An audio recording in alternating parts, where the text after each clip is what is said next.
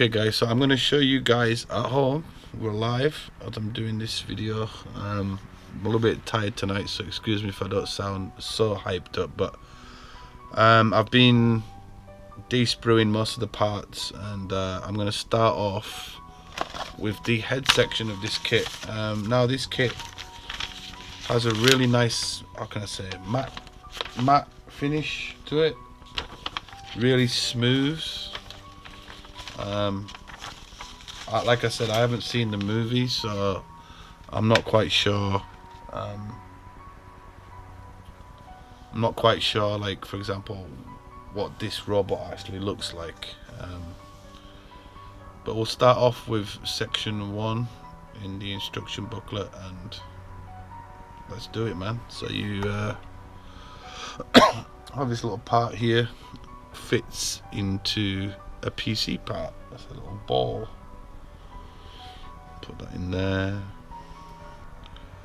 Ooh. It is a little bit tricky. Now this should, in theory, just click in, but it's been a little pain tonight. And then the other part just marries up to that. You can see.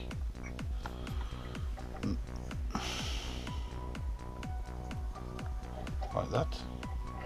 Now this kit, I've been talking to Robin about it, is really fiddly.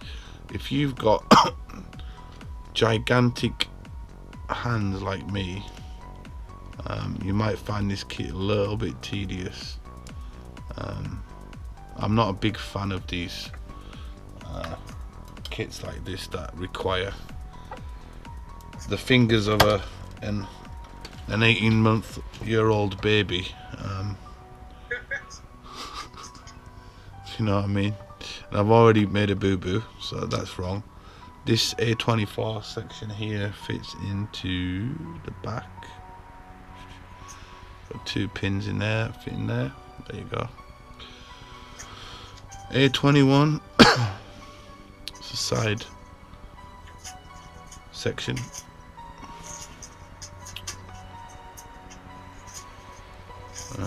Fits in very beautiful. Actually, I've noticed that these kits, the actual male to female connectors are actually not that tight. Like with Gundam kits, holy shit! Like once you've put it into the part of the hole, you know, you're gonna have difficulties getting the. If you make a mistake, you're gonna have troubles in you know, taking it apart again. But man, these new kits are like a dream to work with, because oh shit, they come undone very easily. Now this part, like I said, these parts are so bloody fiddly, and just be wary that when you're doing this on your workbench, don't let things fly off onto the vortex carpet.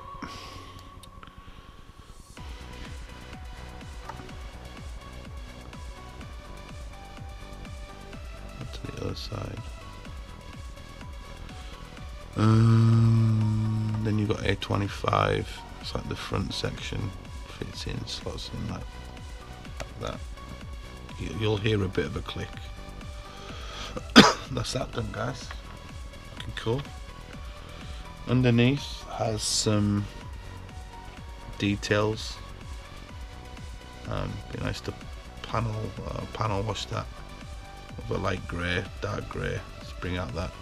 Now this part here is quite annoying.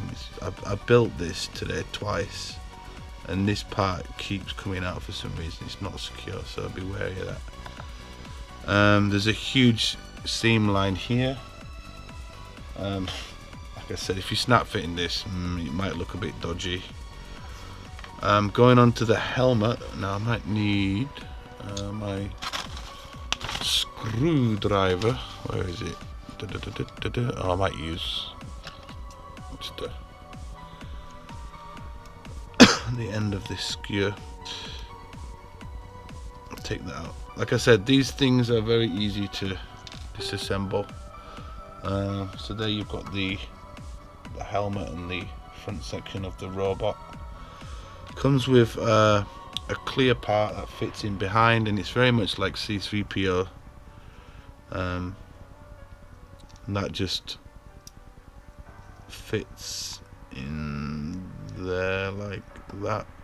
Is that going in? You should hear a bit of a snap going on. Like I said, this kit is really frustrating me, and this is not the easiest part to put in. See what I mean? Oh, my tweezers.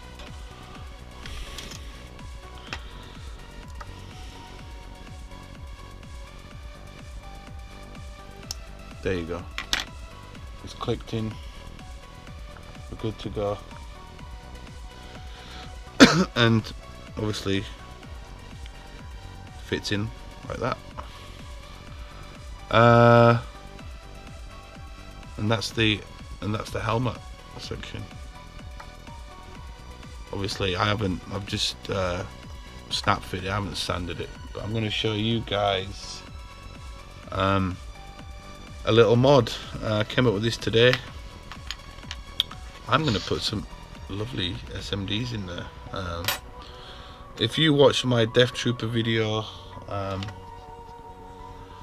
in the last few episodes, I still need to finish that kit off, by the way. It's a work in progress thing, due to the fact that there's so many Bandai kits out at the moment. It's taken me some time to get all these reviews done, on top of getting all my orders done. But anyway, simple breadboard setup. Managed to put a switch on there as well. You guys can see that live, very easy. 2 resistors, 2 jump leads, and 2 SMD leads that I don't know if these are 100 amps, but yeah, just make sure that you use a resistor.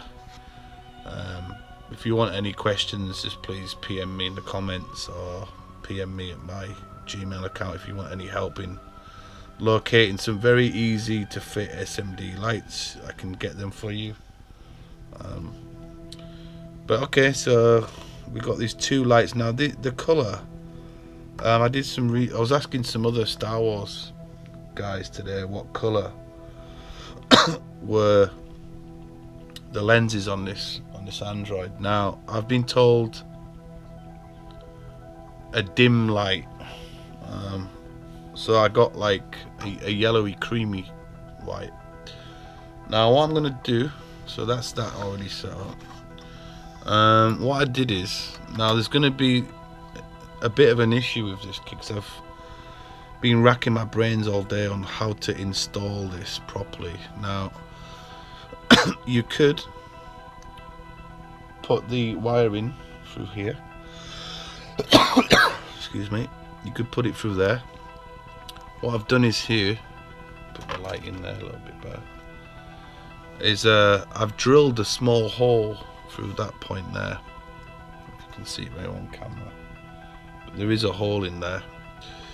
And what you're going to need to do is just feed these 2 lights through. Now obviously this is just a quick YouTube video. I don't intend to be spending too much time showing you how to drill holes and messing around. Now you should be able to feed them through here like this. You can feed one in. Wait a second guys, there's one. Be careful with these lights, by the way, they're very delicate. That's one fed through. Get the other one through. Goes in like that. Come on, come in. There you go. Rabbit goes into the hole.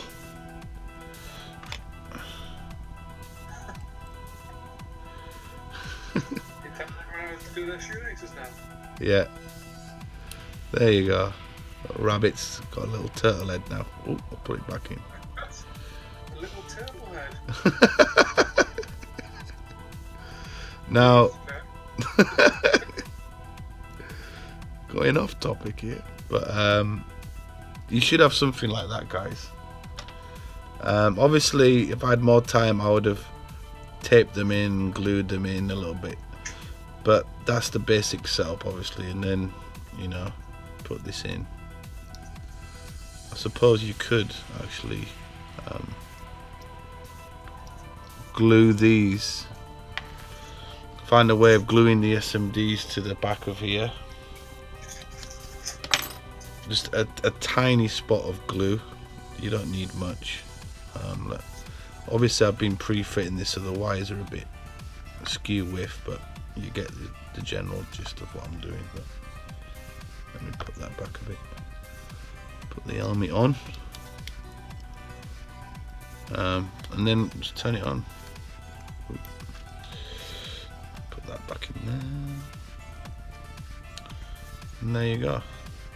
I mean, you could push these back a little bit. Now there is a bit of light escaping, so that could be a bit of an issue. So you might have to find a way of sealing that up a little bit, which is going to be a little bit challenging. But I think a bit of epoxy in there, a bit of model putty, you could fill in these gaps, because I think those gaps need filling in anywhere because it doesn't look natural, right? But there you go, guys. Very, very simple. That's the helmet side out. Obviously I've got the switch, which I've already planned to locate, and very easy little helmet. There you go.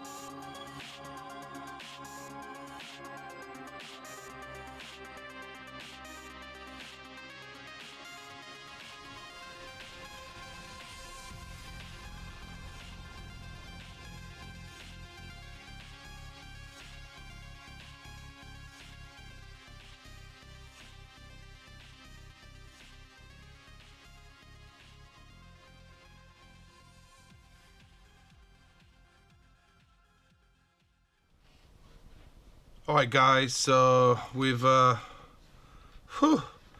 battled a lot with this kit for a number of reasons. One, a few editing issues.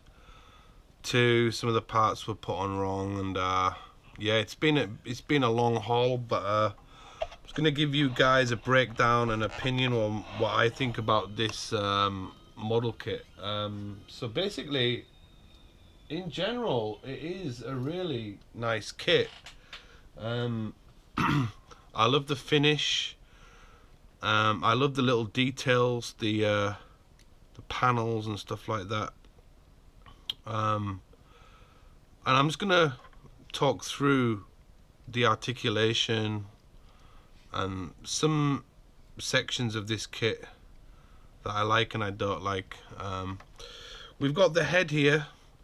It does fully rotate 360 degrees. It can go up and down. You can tilt it. It does have some variation in the neck, so you can maneuver this about. As you can see here, I've actually damaged one of the plastic parts here. That's just me being a little bit rough, so be careful of these parts here, these two prongs that stick out. It's not super bad, just slightly bent. Obviously I've mishandled it a little bit, but it's not an issue. The body section was nice to put together. It's quite large. Obviously you've got the decals to put on at the side. If I can just grab the decals here. I think fitting these decals is going to be a bit of a challenge. You might have to use, if you're going to do that, some mark softener. And what this product will do, it will actually kind of make the decal soft, and also it'll suck into the grooves of these sections here. So just a little tip there for you guys. It's made by Mr. Hobby. It's called Mr. Mark Softener. So that's one thing that could be a bit of a challenge. Now the back plate I'm going to talk about in a minute. I'm going to be doing an SMD light fitting in here. So if I can carefully, now I've slightly damaged this today. This is a bit of a nightmare to get off. So I'm just thinking of how I can make this a little bit easier. So what I'm going to do is I've actually cut two big holes here, just to make this easier for getting in and out. Now what I'm thinking about doing is I'm going to get some plough plate in here, flatten this off, and then I'm going to use a magnet. So this raised section here is going to be flat. I'm going to put a magnet in there, so the magnet will be easier to take on and off. I'm going to have the switch here. I'm going to put the switch in there. The battery pack will be in the internals. Now this has been a bit of a challenge for me because this neck section here, I can't put wiring through there. It's too difficult. I'm gonna have to feed the wires coming out from the back and then feeding down here, this channel there, you can see on camera, just down here, and then feeding it into this gap, or drilling a very small hole for it to feed through into here. So that's one challenge. The arms are actually quite nice. You do get some good articulation in there. The arms fit very well. There is a stopper in there that stops it going any further, so you've got like this straight line there. In terms of the arms, you do get 360 rotation. You do have an option of either having a gripped position with a thumb that can be rotated around, or you can have the open section here again with the thumb that can move around. You can rotate this section as well, that rotates, so you can have different angles. So the arms are very well constructed and put together, so I really do like the arms. You can do multiple poses. On the lower torso, very easy to fit. No major issue. Actually, that could be pressed in a little bit. Don't know why that's not engaging in the holes. Ooh. So I'm gonna have to look at that later. Taking the legs off. The legs are a little bit tedious. Now inside these grey parts here, it's on like a ridge, and it's not loose. It's actually, I don't know, like I don't know how to explain it really. It's like a ratchet almost. When you move it, it kind of locks into place because there are ridges inside these grey sections, so it obviously makes the kit more rigid. So that's pretty cool. That does rotate as well, the legs. You can move that section there, if you can see. That's the articulation that you'll get there. It'll actually go the other way as well. You got the bottom of the ankle that rotates quite well, and then you've got the feet as well. Oh, by the way, you do get some articulation here as well. These kind of move from left to right. The actual foot itself, you get some movement in the kind of end section like that. Can you see that? That moves up and down. Connects to a very sturdy connector there, which I really like. Is that the right way around? Yeah, okay, so we're good to go there, yeah. So yeah, it's got loads of articulation. It fits really well. It is rigid. Now for the stand, you have two options. You can have this option where you can take out this panel. You can see that was actually fitted here, and you just take out that panel and you can plug it in like that and have it free, almost freestanding. It is kind of weird because I don't know, it does look a bit odd. Oh no, there you go. And it keeps the kit obviously sturdy, but then you're gonna have to sacrifice this black pole in the background. Your other option is this section here at the bottom actually reverses, so you've got it like this. You could put the kit, I think this was clicking into place quite well. You can have it. Oh, sorry, wait a second, guys. Which way is it? That way. You can turn this round and have it like that. It should just click into place. You might have to just do some minor adjustments, but it should fit. Oh, like that. Sorry about that, guys.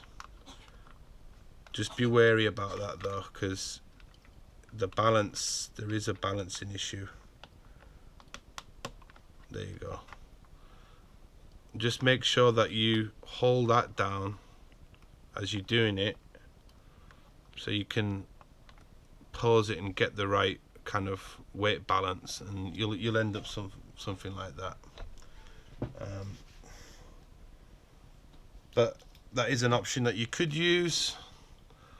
Now, I'll be honest with you guys, I didn't enjoy building this kit, sadly. One, the parts are very small. I have big hands.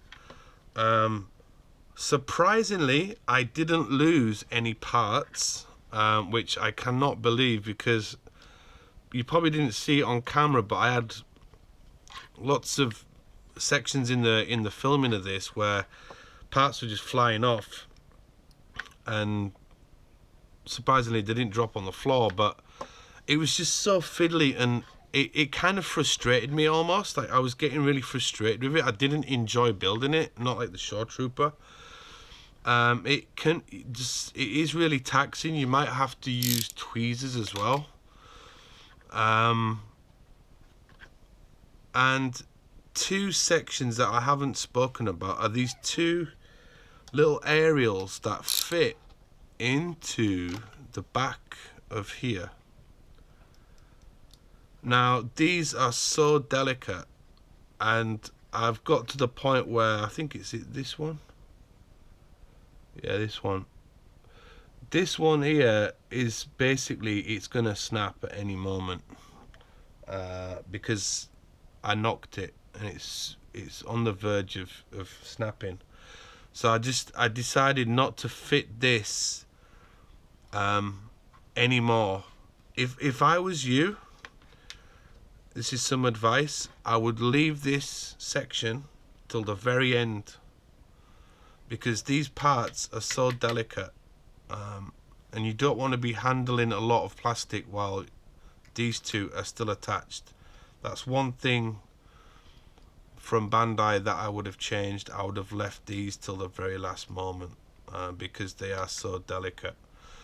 Fitting wise, there are a seam line wise, you've got a bad seam line on the thigh section. You've got you might get away with that, but I'd cover that up with some putty. Seam line, yeah, you got a seam line there. This kit, sadly, as a snap fit, doesn't work for me. Sadly, the Death Trooper, fine. The Shore Trooper, not so bad as a snap fit. This one here, you're definitely gonna have to like glue it, paint it, just to make this kit look realistic, because the seam lines on here are just awful. They need fixing. This just, I mean, if a young child builds it, then no problem, but if you're a modeler, then sadly you're gonna have to really do some hard work with this. But it is a good kit. It does come with these optional parts as well, the fist clenched pose and the open hand one. That's both left and right. I'm probably going to be doing another video on the progress of my SMD fit. That'll be coming in a later video. I've got so much stuff to do and unboxing to do at the moment. I'm really busy, but I will show you guys what I'll be doing with this. It's going to require some drilling out, some magnets, some pla plating in there, so it's not an easy job by all means. I'm actually thinking I might even drill out this whole section here, take that all out, put a pla plate in. As I get my pla plate, I can put in my my switch, my wiring. It'll all go in, boom, glue it, done. It might be easier than just trying to mark it out here and cut into here, so it's just a lot easier just starting from scratch.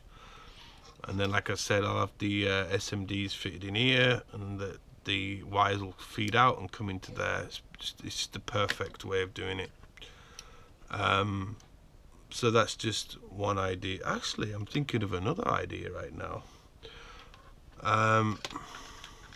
Don't know if that would work. No, that'd be too difficult. I could put the wire in through here, actually. Put the wiring in through there. If I had the patience, which I don't, I could have just glued the wire down, fed it down here, just glued it slightly so you wouldn't see it, and then have the battery underneath the base. That might have been an idea, but we shall see. It'll be my next video that I'll be doing about it. So anyway, big thanks to you guys for watching. I hope you enjoyed it. I do still have these in stock. I'm getting a new stock order of these very soon. Thank you for watching, guys. That was the K-2SO. Thank you guys.